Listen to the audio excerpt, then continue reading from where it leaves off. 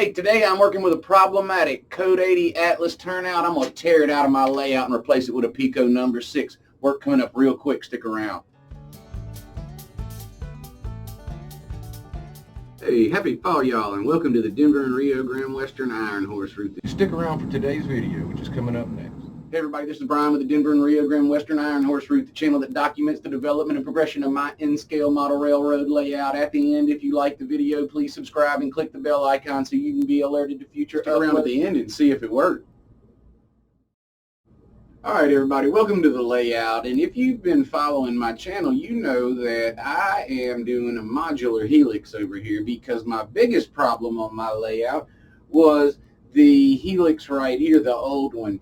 And after my cars were getting 4, 5, 6 cars longer, they were starting to derail. So I decided to build a modular helix in an open capacity over here off the layout, and I'm going to be putting it in real soon. Got a video coming up on that next Sunday.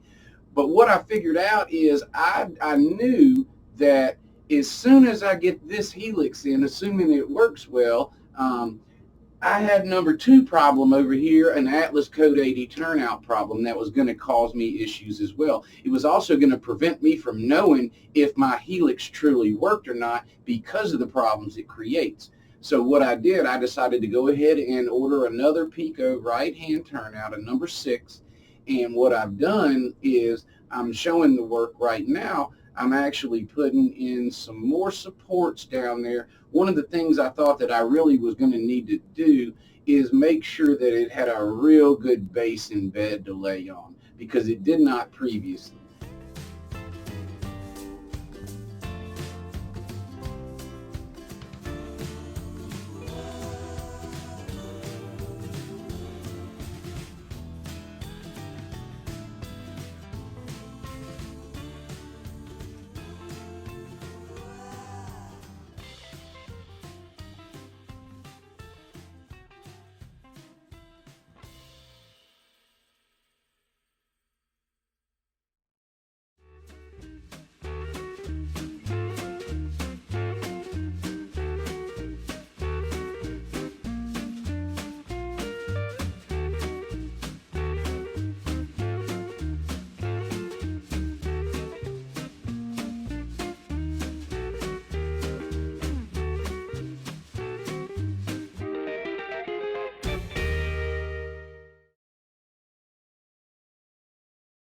And so I redid the bed, I relayed cork. Not only that, you probably saw me earlier squirting the track down up further up the layout down there, because what I did is I realigned the approaching terminus as well, and it's got a better angle now. I set the turnout first and then brought the track to it as opposed to vice versa. Okay, so the turnout was exactly where it needs to be, perfectly lined up. Then I took my flex track coming from the terminus and from the main line from the bridge, and I fed it for the best route I could get to the new turnout. And so I've got some improvements in regard to the path of the passing, the path of the main line, as well as the stability under the new Peco turn.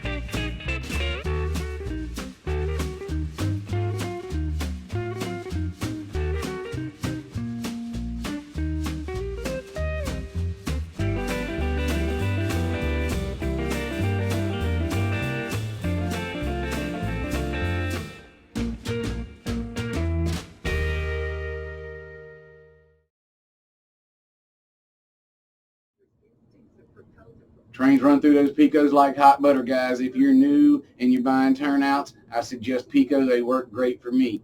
Right now, I want to make an announcement. I'm pleased to announce my man R.C. Rick will be here this Sunday to analyze the helix from the Rivet Counting Club in Ridgeland, Mississippi. Tune in, Rick, this Sunday, y'all, about noon. We'll see y'all then. One more thing from you. If you haven't already, I need you to click right here, or click here, or here, or here, anywhere to stick around. Just stick around.